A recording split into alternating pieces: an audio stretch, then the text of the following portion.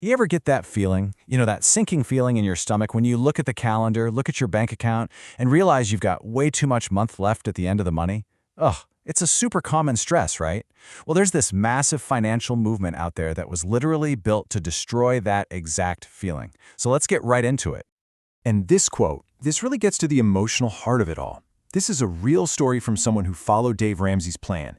And man, it just captures that incredible feeling of relief, the moment you finally feel like you're in control. It's a powerful promise for sure. But how does it actually work? For millions of people, Dave Ramsey's Total Money Makeover isn't just some book on a shelf. It's become a full-blown cultural phenomenon. It's his direct answer to what he calls the normal money problem for so many families. Just way too much debt, not nearly enough savings, and zero sense of control over any of it. Now, this right here is the key to his entire system. Ramsey's core belief is that personal finance isn't really a math problem. It's a behavior problem. The issue, he says, isn't what's in your spreadsheet. It's the habits and mindset of the person looking back at you in the mirror. So, the plan itself is a roadmap, the famous 7 baby steps. It's very specific. You start small, with a $1,000 emergency fund. Then you attack all your consumer debt, credit cards, car loans, the whole shebang. After that, you build up a much bigger emergency fund. And only then, only after all that, do you get serious about investing, saving for college, and building real wealth. It's one step at a time, no multitasking. And to power through those really tough early steps, Ramsey preaches this idea he calls gazelle intensity. Just picture it, a gazelle running for its life from a cheetah. It's not just jogging, right? It is an all-out life-or-death sprint. That's the kind of urgency he says you need to have when you're getting out of debt. So look, the plan is simple, it's incredibly popular, and you can find countless success stories. But, and this is a big but, that brings us to the main question. Just because it works for a lot of people, does that mean it's actually the best plan out there? This is where we get into the great debt debate. This is where the critics really zoom in, specifically on baby step 2, the debt payoff part. The whole debate basically boils down to one central question. When you're paying off all that debt, is Ramsey's method actually mathematically sound? Okay, so this is the crucial difference. Ramsey's debt snowball says you list your debts from the smallest balance to the largest, and you attack that tiny one first, no matter what the interest rate is. The goal is a quick psychological win. On the other hand, you've got the debt avalanche. This is the math nerd way. You attack the debt with the highest interest rate first, period. So the snowball gives you motivation, but the avalanche, that's what actually saves you the most money and interest over time.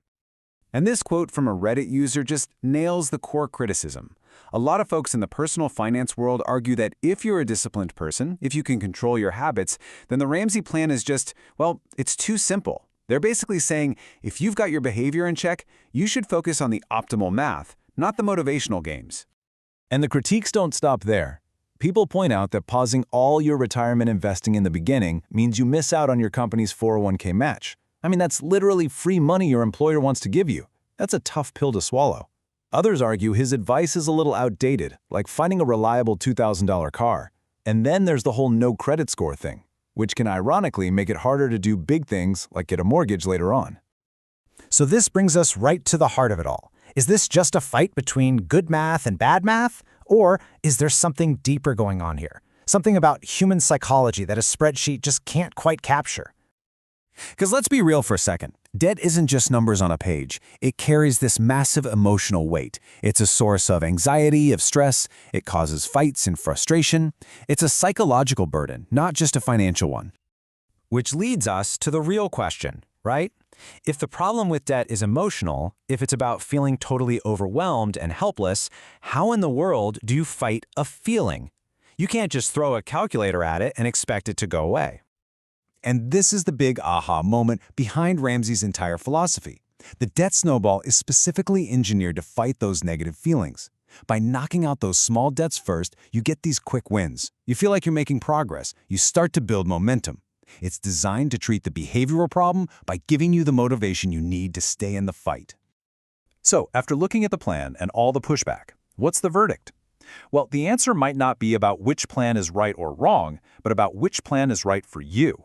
It all comes down to understanding your own financial personality. And that really is the ultimate takeaway here. For some people, the pure logic and math of the debt avalanche is all the motivation they need.